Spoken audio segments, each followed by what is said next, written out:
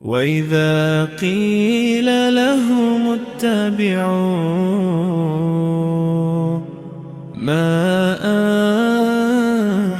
أنزل الله قالوا بل نتبع ما وجدنا عليه آباءنا أولو كان الشيطان يدعوهم إلى عذاب السعير ومن يسلم وجهه إلى الله وهو محسن فقد استمسك بالعروة الوثقى وإلى الله عاقبة الأمور ومن كفر فلا يحزنك كفره إلينا مرجعهم فننبئهم بما عملوا إن الله عليم بذات الصدور نمتعهم قليلا ثم نضطرهم إلى عذاب غليظ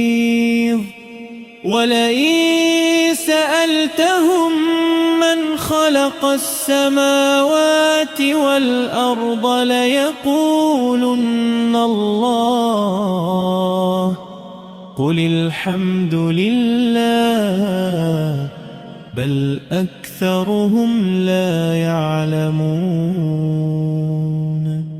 لله ما في السماوات والأرض إن الله هو الغني الحميد ولو أن ما في الأرض من شجرة أقلام والبحر يمده من بعده 7 أبحر ما نفدت كلمات الله إن الله عزيز حكيم ما خلقكم ولا بعثكم إلا كنفس واحدة إن الله سميع بصير ألم تر أن الله يولج الليل في النهار ويولج النهار في الليل وسخر الشمس والقمر كل يجري إلى أجل مسمى وأن الله بما تعملون خبير ذلك بأن الله هو الحق وأن ما يدعون من دونه الباطل وأن الله هو العلي الكبير ألم تر أن الفلك تجري في البحر بنعمة الله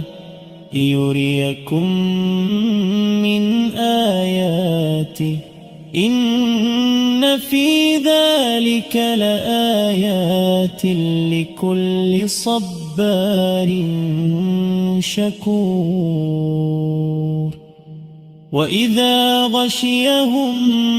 موج كالظلل دعوا الله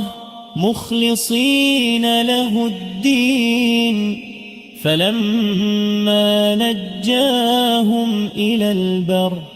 فمنهم مقتصد وما يجحد بآياتنا إلا كل ختار كفور يا أيها الناس اتقوا ربكم واخشوا يوما لا يجزي والد عن ولده ولا مولود هو جاز عن والده شيئا إن وعد الله حق فلا تغرنكم الحياة الدنيا ولا يغرنكم بالله الغرور إن الله عنده علم الساعة وينزل الغيث ويعلم ما في الأرحام وما تدري نفس ماذا تكسب غدا وما تدري نفس بأي أرض تموت إن الله عليم خبير.